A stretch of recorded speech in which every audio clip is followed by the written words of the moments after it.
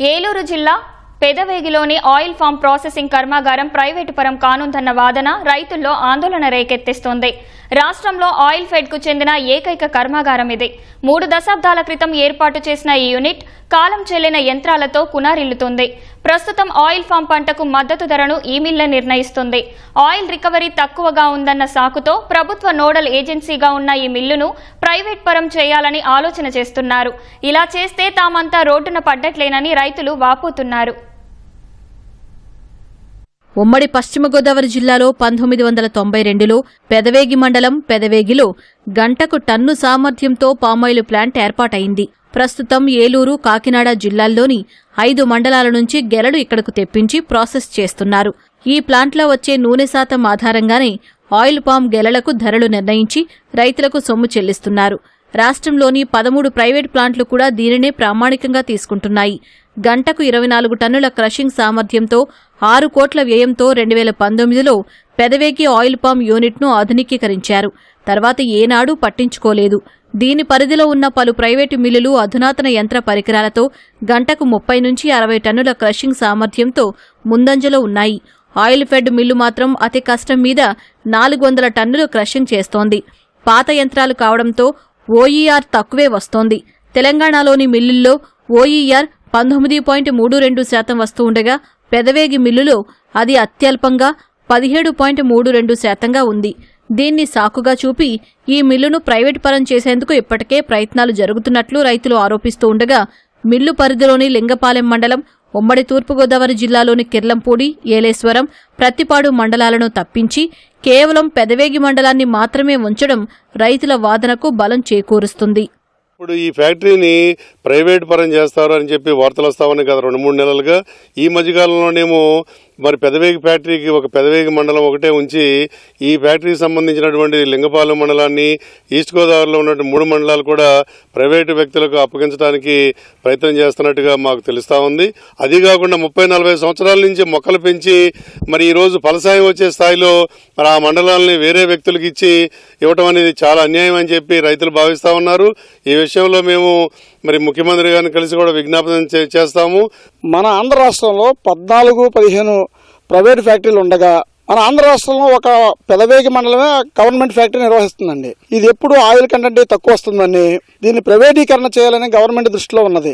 దీన్ని ప్రైవేటీకరణ చేసిన తక్షణం దీని రేటు పరంగా చూస్తే ఈ ఫ్యాక్టరీని అనుసరించే ప్రైవేట్ వాళ్ళు రేటు డిక్లేర్ చేస్తున్నారు. కానీ ఈ ఫ్యాక్టరీని కూడా ప్రైవేట్ పరం చేసిన తక్షణం ప్రైవేట్ ఫ్యాక్టరీ వాళ్ళు ఏ రేటు నిర్ణయించినా ఆ రేటుకి రైతులు కట్టుబడి ఉండాలి. కాబట్టి ఈ ఫ్యాక్టరీని ప్రైవేటీకరణ చేయకుండా అట్లానే ఆయిల్ కంటెంట్ కూడా చాలా తక్కువ వస్తుందని అంటున్నారు. కానీ ఆ ఆయిల్ బయట చూస్తే వేస్ట్లో చాలా ఎక్కువగా వెళ్ళిపోతుందని రైతుల దృష్టిలో ఉందండి. ఫ్యాక్టరీ కొంచెం ఆయిల్ కంటెంట్ పెరిగే విధంగా చూసి దీన్ని ప్రైవేటీకరణ చేయొద్దని చెప్పి రైతులు దీన్ని కోరుతూ ఉన్నారు. ఇప్పుడు ఈ 3 మండలాలు అంటున్నారు కానీ తర్వాత ఉన్నది కూడా తీసేస్తారని మాకు అనుమానంగా ఉంది. దయచేసి ఫ్యాక్టరీని కాపాడండి. చాలా నష్టపోతామండి. ప్రైవేట్ మార్గదర్శకాలు వాళ్ళు రైతులు లాస్ అయిపోతారండి. బాగా వాళ్ళు చెప్పినట్టు వినాల్సి వస్తుందండి. రేటు కూడా రాదు మాకు.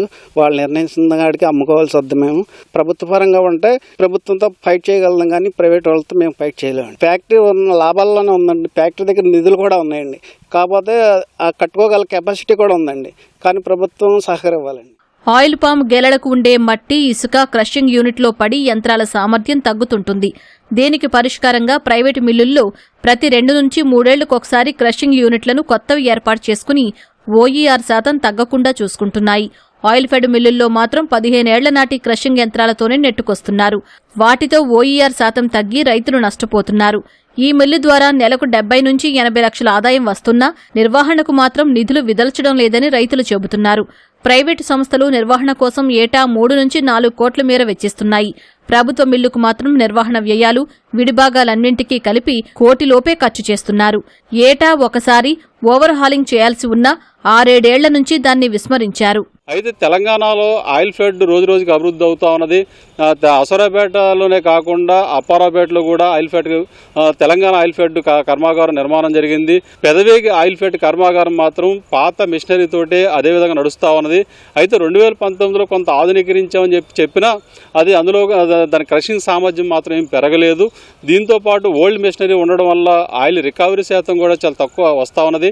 తెలంగాణకి ఆంధ్రప్రదేశ్కి 2% వేరియేషన్ రావడంతో కూడా 2014 నుంచి కూడా రైతులు నష్టపోవాల్సిన పరిస్థితి ఏర్పడింది. మరి భవిష్యత్తులో ఈ ఫ్యాక్టరీ ప్రైవేట్ పరం అయిపోతే మొత్తం ప్రైవేటు కంపెనీల గుత్తాధిపత్యంగా మారి ఇవాళ ఆయిల్ ఫామ్ రైతులకు ధర వచ్చే పరిస్థితి ఉండదు. ఒకవైపు ఏమో ఆయిల్ ఫామ్ విస్తీర్ణం పెరుగుతూ ఉంది, రైతులు చాలా ఆసక్తిగా ఆయిల్ ఫామ్ సాగుని పెంచుతూ ఉన్నారు. మరి ఇట్లాంటి పరిస్థితుల్లో ఆయిల్ ఫామ్ పంటను ప్రోత్సహించాలంటే ఇవాళ సహకార వ్యవస్థలోనే ఆయిల్ ఫామ్ ఫ్యాక్టరీలు ఉండాల్సిన అవసరం ఉంది. ఆయిల్ పామ్ సాగు విస్తీర్ణంలో దేశంలో అగ్రభాగాన ఉన్న ఆంధ్రప్రదేశ్లో ప్రభుత్వ ఆధ్వర్యంలోని ఏకైక పరిశ్రమను అభివృద్ధి చేసి ఆధునికీకరించాల్సింది పోయి ప్రైవేటు పరం చేసే ప్రయత్నాలు చేయడం సరికాదని రైతులు ప్రభుత్వాన్ని కోరుతున్నారు.